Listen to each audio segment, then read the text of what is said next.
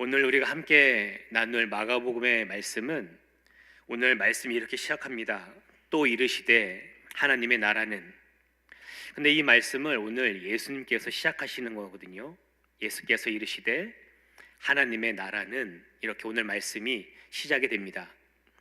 오늘 말씀은 예수님께서 하나님 나라가 어떤 나라인지를 우리에게 쉽게 설명해 주시기 위해서 오늘 이 비유의 말씀을 우리에게 베풀어 주십니다.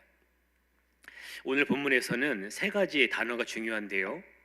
사람, 땅, 씨앗, 이 세 명사가 오늘 참 중요한 단어입니다. 오늘 본문의 비유가 강조하는 것은 무엇인지 한번 살펴보도록 하겠습니다. 오늘 본문에서 사람이 하는 역할은 단 두 가지입니다. 씨를 뿌리고요, 추수하는 겁니다. 그리고 씨 뿌리고 추수할 때까지 하는 그 일들, 물을 주고요, 잡초를 주면서 김을 매는 일, 그리고 거름을 주고 열매를 따는 이런 일들은 다 생략이 되어져 있습니다. 그렇다면 오늘 본문이 말하는 것은, 본문이 강조하는 것은 사람이 아니라는 겁니다. 그렇다면 오늘 본문이 땅을 강조합니까? 그것도 아닙니다. 우리가 잘 아는 그 네 가지 땅의 비유처럼 그 길가, 돌밭, 가시떨기, 옥토, 이런 여러 가지 땅의 종류가 나오지 않고 단 한 가지 종류의 땅만 오늘 본문에는 나오고 있습니다. 그렇다면 오늘 비유가 강조하는 것도 땅은 아니라는 겁니다. 오늘 본문은 씨가 싹이 나고 자라서 결실을 하는 그 과정을 다룹니다. 뭐가 자라납니까? 씨앗이 자라나서 결실하는 그 과정을 오늘 본문이 말하고 있어요. 그러면 오늘 이 4절의 말씀에서 나오는 세 가지 중요한 단어 중에서 오늘 본문이 강조하는 것은 무엇일까요? 씨앗을 강조하고 있다는 겁니다. 사람도 아니고 땅도 아니고 오늘 본문은 씨앗을 강조합니다. 그래서 오늘 비유의 제목이 뭐냐면 자라나는 씨의 비유라고, 우리 성경에도 보시면 소제목으로 그렇게 기록이 되어져 있습니다. 오늘 비유의 요지는 이것입니다. 어떤 농부가 밭에 씨를 뿌렸습니다. 그리고 농부가 하는 일이라고는 잘 자고 잘 일어난 것 뿐인데 그 땅에서 씨가 싹이 나고 자라서 열매를 맺게 되어서 추수하게 되었다. 그것이 오늘 본문의 주요한 요지입니다. 그러면서 예수님께서 말씀하시기를 천국이 마치 이와 같다고 우리에게 말씀을 해주고 있는 것이죠. 얼핏 들으면 이 짧은 말씀, 4절밖에 되지 않는 말씀, 이게 도대체 무슨 뜻인가 그렇게 생각이 들 수도 있지만 예수님께서는 올 한 해 이 모든 시간을 마무리하고 새해를 준비하는 우리에게 이 말씀을 통해서 진리의 말씀을 주고자 하십니다. 예수님께서는 우리에게 세 가지 진리를 깨닫기 원하시는데 우리 한 가지씩 살펴보도록 하겠습니다. 첫째, 농부는 씨만 뿌리면 됩니다. 오늘 본문이 씨를 강조한다고 말씀을 드렸습니다. 우리 26절이 밝히고 있듯이 하나님의 나라는 사람이 씨를 땅에 뿌리는 그 일에서 시작이 되어집니다. 다시 말하면 하나님의 사람들이 하나님의 말씀을 전하는 그 일에서 하나님의 나라가 시작이 되는 겁니다. 그래서 우리가 여기서 착각하면 안 되는 일이 무엇이냐면 우리가 씨 뿌리는 일을 감당을 하지만 하나님의 나라는 인간들이 만드는 나라가 아니라는 겁니다. 단지 하나님 나라를 이루어 가는데 우리는 도구로 사용될 뿐이라는 것이죠. 물론 씨 뿌리는 사람이 중요합니다. 그런데 명심할 것은 씨는 농부가 만드는 것이 아닙니다. 하늘이 내리는 것이고요, 자연이 그것을 하나님의 뜻대로 만들어내는 것입니다. 그래서 우리의 임무는 무엇이냐면 복음을 증거하는 것이지 복음을 만드는 것이 아니라는 뜻입니다. 이미 우리에게 복음은 주어졌습니다. 우리에게 주신 복음의 씨앗이 무엇입니까? 죄 많은 인간들을 구원하시기 위해서 하나님의 하나뿐인 아들 예수 그리스도를 이 땅에 보내주셨다는 겁니다. 또 이 땅에 오신 예수님께서 우리를 위해서 십자가에 죽으시고 부활하셔서 우리에게 영원한 생명을 선물로 주셨다. 이것이 우리에게 주신 복음의 씨앗입니다. 그래서 우리는 다른 것이 아니라, 복음을 만드는 것이 아니라, 씨앗을 만드는 것이 아니라 우리에게 주신 이 씨앗을 뿌리기만 하면 되는 것, 그것이 저와 여러분들이 맡은 사명이라는 겁니다. 우리 27절의 말씀을 우리 한 목소리로 읽겠습니다. 시작. 그가 밤낮 자고 깨고 하는 중에 씨가 나서 자라되 어떻게 그리 되는지를 알지 못하느니라. 아멘. 무슨 말입니까? 이 모든 일을 하는 것은 하나님이시라고, 이 모든 역사를 이루시는 분은 하나님이시라고 오늘 본문이 우리에게 말씀해 주고 있는 겁니다. 농부는 씨앗을 받아서 심기는 했지만 그것이 어떻게 자라나고 어떻게 열매가 되고 그것이 자라나는지 그것에 대해서는 알지 못한다는 겁니다. 씨를 뿌리고 물을 주기도 하지만 농부는 씨앗에 생명을 불어넣을 수 없는 겁니다. 이처럼 복음은 살아있어서, 복음은 그 자체로 능력이 있어서 그것이 사람을 변화를 시킵니다. 이것이 복음의 신비고 복음의 능력입니다. 복음을 전하는 인간이 아니라 복음 자체에 능력이 있기 때문에 그것을 전하는 어떠한 사람에 상관없이 그것이 복음의 열매로, 능력으로 나타나게 된다는 겁니다. 그러므로 농부는 씨만 뿌리면 됩니다. 농부는 내게 맡겨주신 그 사명, 씨 뿌리는 그 일만 감당하면 된다는 겁니다. 그런데 우리는 얼마나 이 사실을 자주 잊을 때가 참 많습니다. 인생을 살아가다가 내가 무엇을 하는 것처럼 생각이 될 때가 참 많이 있다는 겁니다. 우리 주변에 있는 나라 중에 중국이라는 나라를 잘 아시지 않습니까? 이 중국이 근대화되면서 이 허드슨 테일러라고 하는 우리 내지 선교사, 이 허드슨 테일러를 중심으로 수백 명의 선교사들이 중국 내지로 들어가서 복음을 증거하기 시작합니다. 그래서 100여 년 동안 중국 땅에 복음을 열심히 전해서 300만 명의 예수 믿는 그리스도인들이 중국 땅에 생겨나게 됩니다. 그런데 그렇게 한참 기독교가 부흥해 가게 되는 그 시점에 중국에서 공산혁명이 일어납니다. 그러면서 종교는 인민의 아편이라고 말하면서 기독교를 탄압하기 시작했습니다. 교회를 불태우고요, 성경을 다 모아서 태우고 기독교 지도자들을 감옥에 가두고 죽이는 일들을 그렇게 저지르게 되었습니다. 그리고 외국인 선교사들을 다 추방하면서 우리 기독교를 다 박멸하기 위한 그런 일들을, 그 공산 정권이 그런 일들을 행하게 되었습니다. 그래서 기독교가 핍박이 되니까 믿음을 지키려고 하는 사람들이 지하교회로 숨어들었고 50년 동안의 철권 통치가 중국 땅에서 그렇게 진행이 되었습니다. 한 50년쯤 지나서 1990년대 초에 이르러서 다시 개방의 문이 열려 외국인 선교사들이 중국 땅에 들어갈 수 있게 되었습니다. 그래서 50년 동안 어떤 일이 일어났을까? 과연 이 땅에 믿는 자들이 살아남았을까? 과연 이 땅의 지하교회들은 잘 살아있을까? 외국인 선교사들이 들어가서 조심스럽게 중국의 기독교 현황을 조사를 했는데 정말 깜짝 놀랄 일이 생겼습니다. 수백 명의 선교사가 150년 동안 중국 땅의 복음을 열심히 전해서 300만 명의 그리스도인들이 생겨났는데 이 50년 동안 이 공산 혁명으로 인해서 기독교를 핍박하는 이 시간을 지나면서 선교사도 없고 목사도 없고 교회도 없는 이런 시간을 지나갈 때에 오히려 300만이 있던 기독교인들이 2천만 명이 되는, 그래서 기독교가, 교회가 7배나 부흥하게 되는 놀라운 역사가 중국 땅에 일어나게 되었습니다. 사랑하는 성도님들, 이것이 어떻게 그렇게 될 수 있는 것입니까? 하나님의 능력이고 복음의 능력인 줄로 믿습니다. 그래서 복음은 뿌려지기만 하면, 그것이 심겨지기만 하면 그것이 반드시 열매 맺게 되어 있는 줄로 믿습니다. 사랑하는 성도님들, 믿음으로 생명의 씨앗을 계속해서 뿌릴 수 있기를 주님의 이름으로 축복합니다.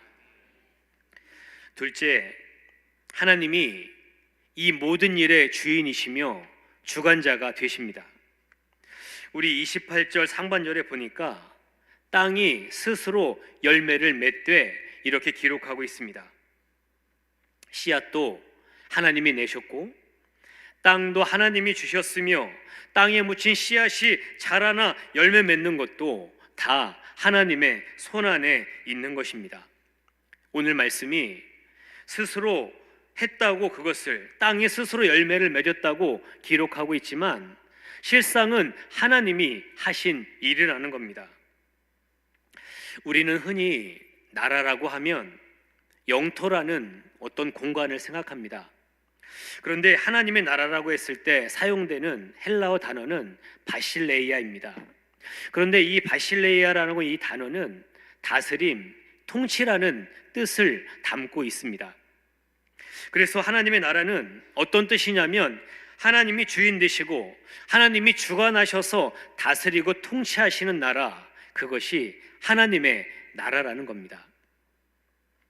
사실 저와 여러분이 예수님을 영접하고 그렇게 예수님을 믿게 되어서 이 자리에 있는 것, 정말 어떻게 내가 예수님을 믿을 수 있었을까?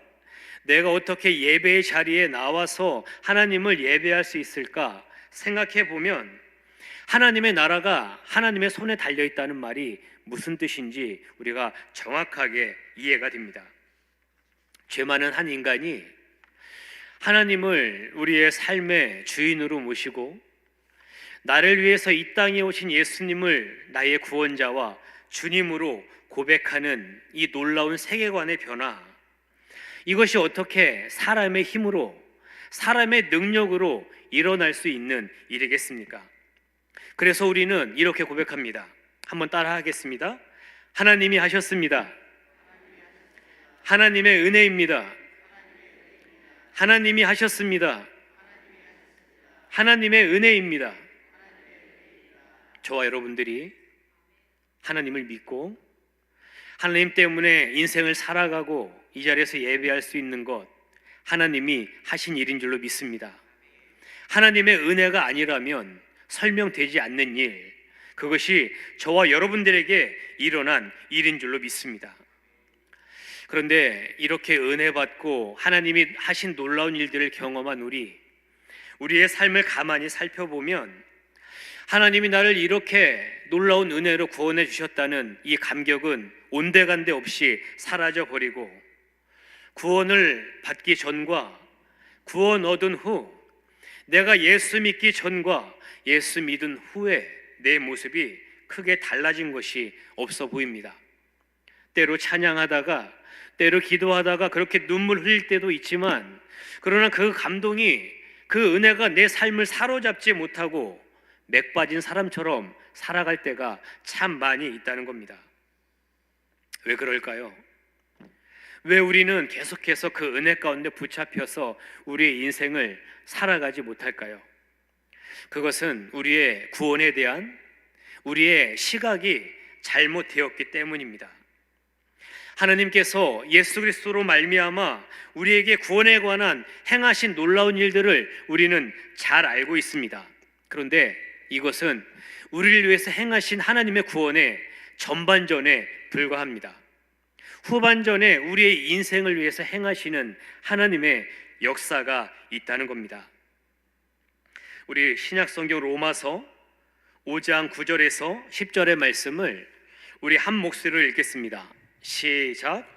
그러면 이제 우리가 그의 피로 말미암아 의롭다 하심을 받았으니 더욱 그로 말미암아 진노하심에서 구원을 받을 것이니 곧 우리가 원수 되었을 때에 그의 아들의 죽으심으로 말미암아 하나님과 화목하게 되었은즉 화목하게 된 자로서는 더욱 그의 살아나심으로 구원을 받을 것이니라. 아멘. 오늘 로마서 5장 9절에서 10절의 말씀에 보면 이 구원을 얻는다는 말이 두 번 나옵니다. 그런데 앞에 나오는 구원은 그리스도의 죽으심으로 인해서 하나님과 화목하게 되었다고 말씀합니다. 하나님과 맡겼던 담들이 예수 그리스도의 십자가와 부활로 인해서 그 담들이 다 무너져서 그리스도와 다시 화목하게 되었다. 첫 번째 구원에 대해서 이렇게 말씀합니다. 그리고 나서 그 다음에 나오는 구원은 그의 살아나심으로 구원을 받을 것이라고 미래형의 표현을 지금 쓰고 있습니다. 무슨 뜻입니까? 예수 그리스도로 인해서 하나님과 화목되는 그 일들이 구원의 전반부에 일어난 일이라고 한다면 구원의 후반부에는 우리를 위해서 죽으시고 부활하신 예수님께서 우리의 구원을 위해서 계속해서 일하고 계신다는 그런 뜻을, 그런 약속을 담고 있는 것입니다. 한번 따라해 보겠습니다. 여전히 일하시는 예수님, 여전히 일하시는 예수님. 우리 예수님, 우리를 구원하시기 위해서 십자가에 죽으시고 부활하신 것, 거기서 예수님의 사역이 끝난 것이 아니라 지금도 우리의 구원을 위해, 우리의 인생을 위해, 우리의 인생의 한복판에서 저와 여러분들 위해서 여전히 일하고 계신 줄로 믿습니다. 그 예수님을 볼 수 있어야, 그 예수님을 붙잡을 수 있어야, 오늘도 내 삶의 한복판에 들어오셔서 나를 붙잡고 나를 인도하시는 그 예수님을 붙들 수 있어야 매일매일 하나님 주시는 감격 가운데 우리의 인생을 살아갈 수 있게 된다는 것입니다. 그분을 믿기 때문에, 여전히 나를 위해서 일하고 계시는 예수님을 믿기 때문에 때로 내가 부족하고, 때로 내가 방황하고, 때로 넘어졌다고 할지라도 다시 나를 일으켜서 하나님의 뜻을 이루게 하실 그분을 바라보며 오늘을 살아낼 수 있는 겁니다. 내게 그런 일이 일어나고 있다는 것을 믿으며 그렇게 걸음을 내딛는 겁니다. 또한 내가 기도하고, 내가 사랑하고, 내가 일으켜주고 손잡아주기를 원하는 그 한 사람에게도 이런 일들이 일어날 것을 믿는 것, 그것이 여전히 일하시는 예수님을 믿는 우리의 믿음의 고백인 줄로 믿습니다. 이런 구원에 대한 하나님의 주도권, 구원이 하나님의 손에 달려있다는 것을 믿는 한 선교사님의 고백을 여러분에게 소개합니다. 결국 사람을 변화시키는 것은 하나님의 영역이지 나의 사명이 아니다. 나의 사명은 그저 그 부족한 모습을 부둥켜 안고 함께 하나님을 바라보는 것이다. 이 선교사님, 그 선교지에 나가서 수많은 사람들에게 복음을 전하고 그렇게 엄청난 에너지를 쏟고 물질을 쏟고 그렇게 헌신하며 나아갔는데 사람들이 전혀 변화가 일어나지 않고 교회도 잘 일어나지 않는 것 같고 그 땅에 하나님의 나라가 오지 않는 것 같은 그런 어려움들을 바라보면서 어려움들이 참 많았습니다. 그런데 기도하던 중에 하나님의 마음이, 하나님 주신 깨달음이 일어나는 겁니다. 결국 사람을 변화시키는 것은 내 영역이 아니지. 사람을 변화시키는 것, 사람을 구원하는 것, 사람을 일으켜 세우는 것, 하나님이 하시는 일이지. 그래, 내가 할 수 있는 일은 저 사람들이 저 부족한 부둥켜 안고 하나님을 바라보며 우는 것, 그게 내가 할 수 있는 일이지. 저 사람들 붙잡고 내가 하나님 앞에, 하나님 이 영혼들, 이 나라 불쌍히 여겨주십시오 기도하는 것, 그게 내가 할 일이지. 그렇게 선교사님의 고백, 이 고백이 저와 여러분들의 고백이 되어야 할 줄로 믿습니다. 나를 위해서 여전히 일하시는 그 예수님 바라보면서 오늘 내가 할 수 있는 그 일을 할 수 있기를 주님의 이름으로 축복합니다. 마지막 세 번째는 씨앗은 단계별로 성장한다는 겁니다. 우리 28절 하반절에 보니까 처음에는 싹이요, 다음에는 이삭이요, 다음에 이삭의 충실한 곡식이라고, 이 씨앗이 어떤 단계를 거쳐서 성장하는지를 오늘 본문은 우리에게 말씀해 주고 있습니다. 무슨 말입니까? 자라나는 데는 시간이 필요하다는 것이고, 자라고 성장하는 데는 단계가 있어야 한다는 것을 말하는 겁니다. 서두르면 안 된다는 겁니다. 절대로 서두르면 하나님의 역사가 일어나지 않는다는 겁니다. 만일 제가 저희 아들들에게 너는 아빠처럼, 아빠가 너무 내적 성장에만 치우쳐서 키가 못 컸으니까 너네는 외적 성장에 지금부터 집중해서 하루에 10끼씩 먹어라. 여러분, 이렇게 제가 저희 아들들에게 권면을 한다면 어떤 일이 일어나겠습니까? 건강하게 키가 180까지 자라는 것이 아니라 그 몸이 병들게 되는 그런 일이 생길 거라는 겁니다. 여러분, 식물을 빨리 자라게 하려고 물을 하루에 20번씩 주면 어떤 일이 일어납니까? 그 식물의 뿌리가 썩게 됩니다. 식물 빨리 자라라고 당기면 어떤 일이 일어나겠습니까? 뿌리가 뽑혀서 죽게 되는 일이 그렇게 일어날 수 있다는 겁니다. 사랑하는 성도님들, 이처럼 성장에는 단계가 있습니다. 처음에는 예수님만 믿고 겨우 예배의 자리에 나오는, 일주일에 한 번 예배 자리에 나와서 그렇게 그 자리를 지키는 초보적인 믿음이 있다면, 시간이 지나면서 예배를 드리던 그 마음 가운데 예수님을 사랑하는 마음이 조금씩 들기 시작하는 겁니다. 그리고 나서 그 마음이 가득해지면 내가 예수님을 위해서 어떤 일을 할까? 내가 복음을 증거하는 일을 위해서 내 삶을, 내 물질을 어떻게 드릴까? 그것을 고민하면서 하나님 앞에 서게 되는 그런 과정을 거치게 된다는 겁니다. 그래서 여러분, 우리에게 필요한 것은 누군가를 향해서 조급한 마음을 품는 것이 아니라 그 사람이 이런 시간과 단계를 거쳐서 아름답게 성장해 갈 수 있도록 기다려주고 참아주고 인내해주고 사랑해주고 기도해주는 그런 인내, 그런 지혜가 저와 여러분들에게 필요한 줄로 믿습니다. 기다려주십시오. 참아주시고 그렇게 인내하면서 그 사람이 하나님 앞에 아름답게 서갈 수 있도록 기도하는 저와 여러분들이 될 수 있기를 주님의 이름으로 축복합니다. 오늘 말씀을 정리하겠습니다.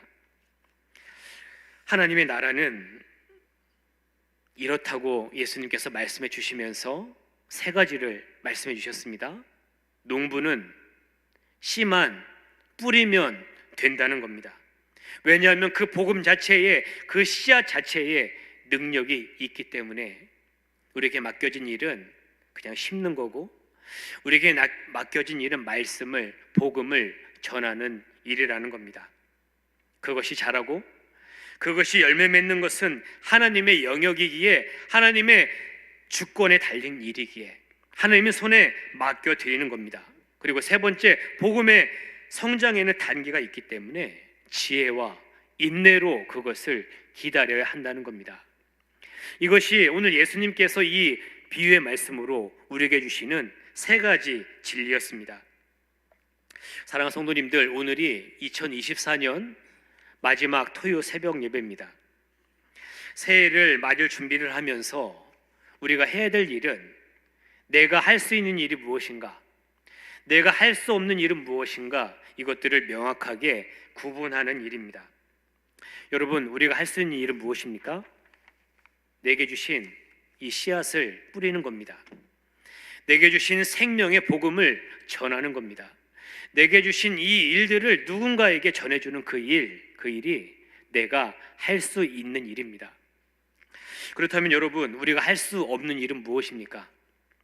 생명의 씨앗을 뿌린 다음에, 복음을 전한 다음에 그 사람에게 일어나는 일, 그 사람의 마음 가운데, 인생 가운데 일어나는 그 일, 그리고 그 사람을 구원하는 그 일, 그 사람의 믿음을 자라게 하는 그 일, 그것은 내 영역이 아니라 하나님의 영역이라는 겁니다. 이것은 하나님의 영역이기 때문에, 내가 어떻게 할 수 없는 영역이기 때문에 하나님께 그것을 다 맡길 수 있기를 바랍니다. 여러분, 올 한 해를 마무리하면서 또 새해를 준비하면서 내가 할 수 있는 일과 할 수 없는 일을 정확하게 구분할 수 있기를 주님의 이름으로 축복합니다. 내가 할 수 있는 일, 여러분 그 일만 붙잡게 되면 하나님의 시간에, 하나님의 시간표와 방법에 따라서 반드시 역사할 줄로 믿습니다. 반드시 열매 맺을 줄로 믿습니다. 이것이 우리의 믿음입니다. 여러분, 10여 년 전에 오늘 세계 고고학계를 깜짝 놀라게 할 만한 그런 일들이 있었습니다. 우리 이집트의 한 무덤에서 3,000년 전 것으로 추정이 되는 거의 원형이 훼손되지 않은 미라가 발견이 된 겁니다.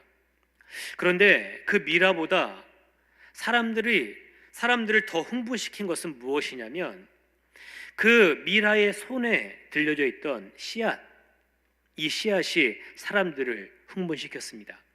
어떤 학자들은 이 씨앗은 3,000년이나 되었기 때문에 절대로 싹이 나지 않을 거라고, 이미 죽어 있을 거라고 그렇게 말을 했습니다.